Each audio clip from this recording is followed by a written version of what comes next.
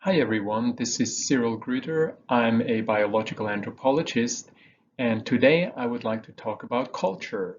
Specifically, I would like to address the question of whether culture separates us from our closest relatives in nature.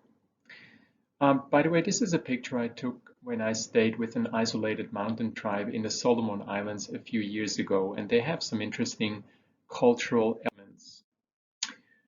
All right, so the capacity for culture is really a defining characteristic of our species. It has allowed humans to exploit and dominate the planet, and it has created unprecedented levels of behavioral diversity. So people do things in different ways, in different places. For example, the Chinese in general eat with chopsticks. Most Europeans or Americans, they generally eat with forks and knives.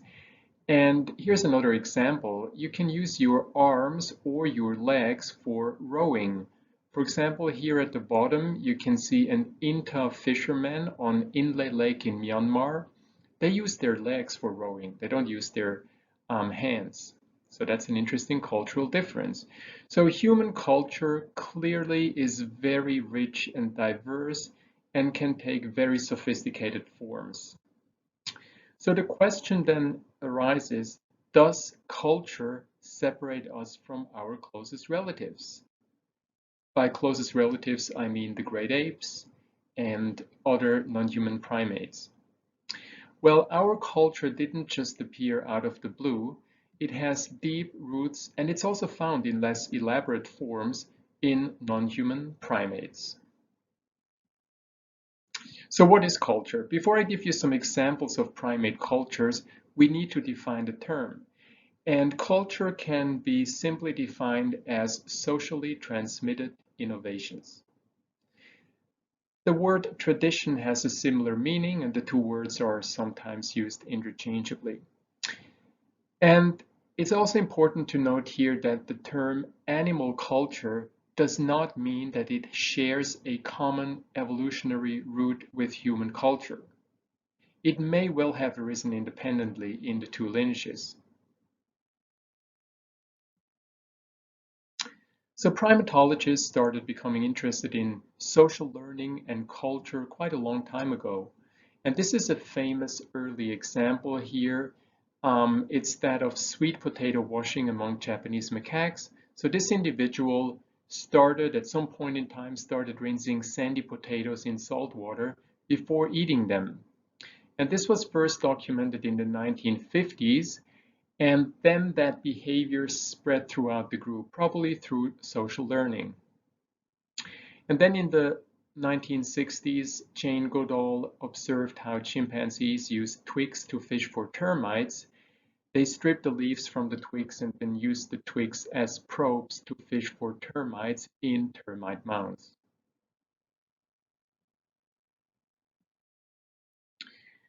And there are several sites in Africa where chimpanzees have been studied for a really long time, several decades in some cases, and researchers began to realize that behavior patterns varied across the different sites.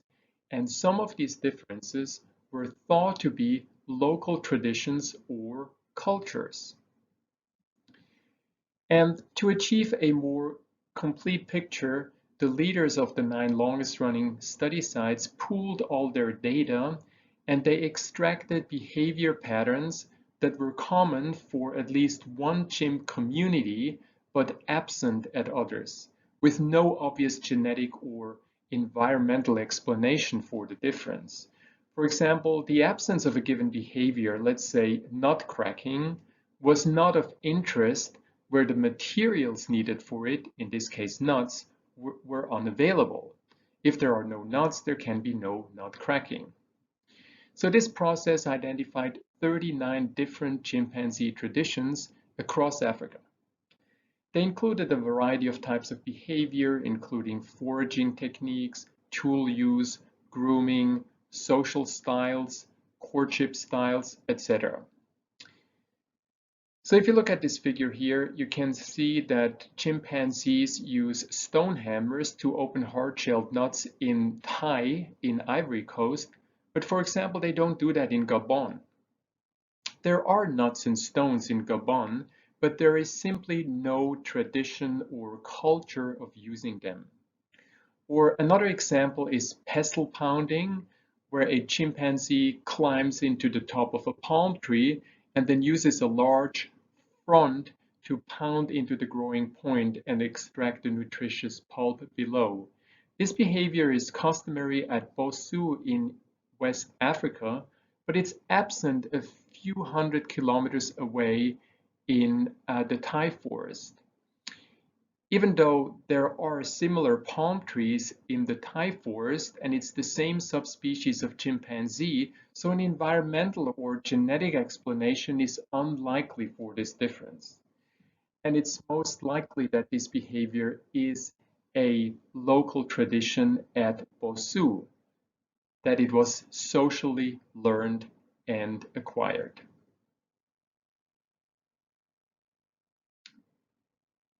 Now, this method used in the chimp study was then applied to orangutans and produced a remarkably similar picture.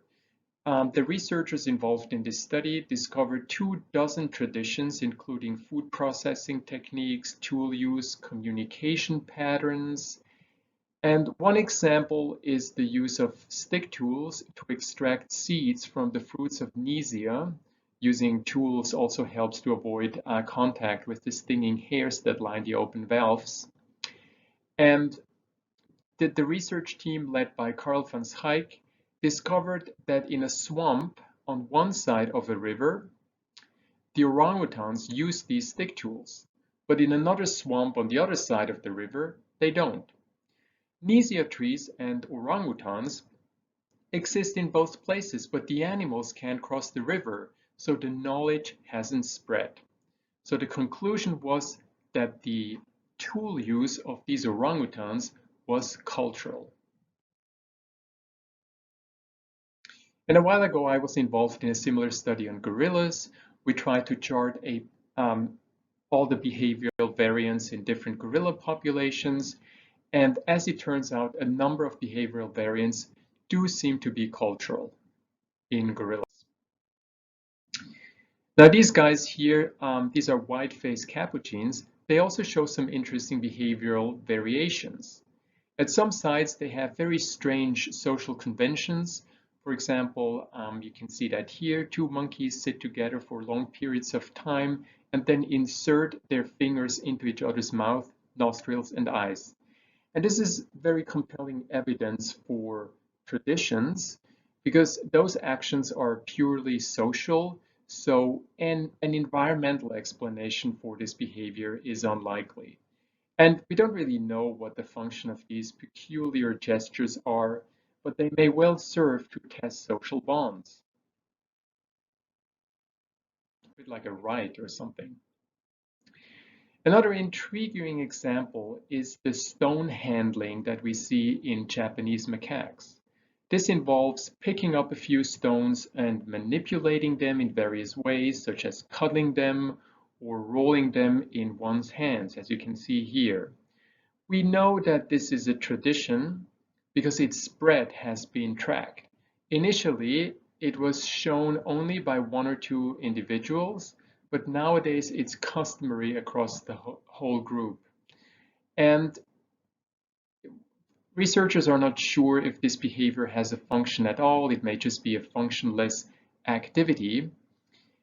But each of the 10 widely dispersed groups of Japanese macaques show multiple variants of stone handling, and those variants differentiate them culturally. So this is also clearly a cultural behavior. If you look at this chart here, you can see the frequency of occurrence of the 33 stone handling patterns in the different groups. Black means customary. That means 80% or more of individuals in the population show this behavior. White means absent, and the different shades of gray mean intermediate frequencies. And here's another kind of social convention that was observed to spread among olive baboons in East Africa. So here's what happened. Some very bold and aggressive males in a baboon troop habitually raided human food waste at a tourist lodge. And one day they died of food poisoning. Now, after the death of these aggressive males, the troop shifted to a more affiliative balance of social interactions. And this peaceful ethos was maintained for many years. Even when new males entered the group, they conformed to this pattern. So this is referred to as a Pacific culture. And primatologists have also done experiments to demonstrate that social learning is a strong force that shapes cultural differences between groups. And here's a really cool example on wild vervet monkeys. So if you look at this image here, what the researchers did in this study, they dyed maize corn either pink or blue, and then they offered these foods intermittently in two adjacent containers to the vervets. In each group, one of those foods was made bitter tasting, and the groups learned to avoid the bad tasting alternative of these two foods. And after a few months, they presented the two colored foods to new infants that were naive to those foods. But this time, both options were tasty. And interestingly, all new infants adopted the maternal preferences. Here in this picture, you can see an infant sitting on the color that was earlier made distasteful to its mother. And now it eats the color that is currently preferred by its mother and the rest of the group. So different groups have developed different food cultures in this case.